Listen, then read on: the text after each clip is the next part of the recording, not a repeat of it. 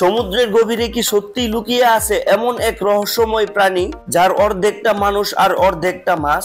আদিকাল থেকে মানুষের কল্পনাকে নাড়া দেওয়া এই জলপরি বা মৎস্যকন্যার গল্প কি নিছকই রূপকথা, নাকি এর পিছনে লুকিয়ে আছে কোনো ঐতিহাসিক রহস্য? মৎস্যকন্যার ধারণা হাজার হাজার বছরের পুরনো। প্রাচীন মেসোপটেমিয়ার দেবী এটরগেটিসকে ধরা হয় প্রথম জলপরি রূপে। বেবিলনের ওনেস ছিলেন এক মৎস্য মানব, যিনি সমুদ্র থেকে উঠে মানুষের মাঝে জ্ঞান ছড়িয়ে দিতেন।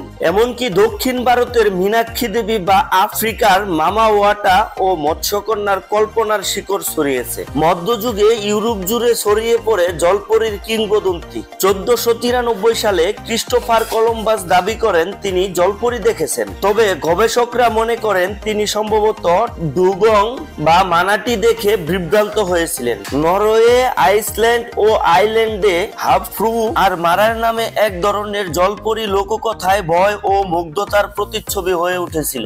সিনেমা, বই, গান, কার্টুন থেকে শুরু করে ছবির গ্যালারিতে জলপরি হয়ে ওঠে এক চিরন্তন অনুপ্রেরণা। তবে এক সময় মানুষকে প্রতারণার শিকার করতেও ব্যবহৃত হতো এই কল্পনা। যেমন 1842 সালে পিটি ভার্নাম তার সার্কাসে ফিজি মারমেইড নামে একটি অর্ধেক বানর অর্ধেক মাছের কৃত্রিম নমুনা প্রদর্শন করেন। তবু জলপরির প্রতি আগ্রহ কমেনি, বরং আরো বেড়েছে। তাহলে জলপরি কি সত্যি আছে? বিজ্ঞানীরা বলেন সম্ভবত না। ডুগংশীল বা অন্যান্য জলজ স্তন্যপায়ী প্রাণীকে দূর থেকে দেখে জলপরি ভেবে ফেলতেন। সমুদ্রের কুয়াশা, আলো ছায়া আর চলমান ঢেউ এমন বিভ্রম তৈরি করে যাকে বলে পরেউলিয়া। মস্তিষ্ক আমাদের অজানা জিনিসকে চেনা রূপ দিতে চায়, আর এভাবেই জন্ম নেয় কিংবদন্তি। জলপরি এক রূপকথা, এক সংস্কৃতি, এক ইতিহাস যার গভীরতা যেন সমুদ্রের মতোই অজানা। আপনার কি মনে হয় মৎস্যকন্যা কি শুধুই কল্পনার সৃষ্টি, নাকি এর পেছনে লুকিয়ে আছে কোনো রহস্যময় সত্য?